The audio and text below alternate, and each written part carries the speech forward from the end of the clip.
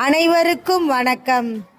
ராயப்பர் படகு என அழைக்கப்படும் நம் கத்தோலிக்க திருச்சபை விசுவாச குறைபாடுகளாலும் அரசியல் சூழ்ச்சிகளாலும் நிலைகுலையும் போதெல்லாம் தம் திருச்சபையை இறைவன் காலத்தின் தேவைக்கேற்ப இறை நம்பிக்கையை மீட்கவும் இறை மக்களுக்கு வழிகாட்டவும் இருபால் புனிதர்களை தோற்றுவிக்கிறார்.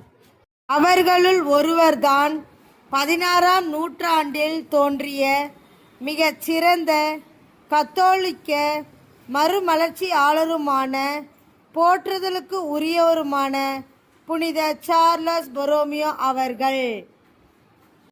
ஆயர்களின் இளவரசரான புனித சார்லஸ் பொரோமியோ அவர்களின் வாழ்க்கை வரலாற்றினை உங்களிடம் பகிர்வதில் மிகுந்த ஆவலுடன் இருக்கின்றேன்.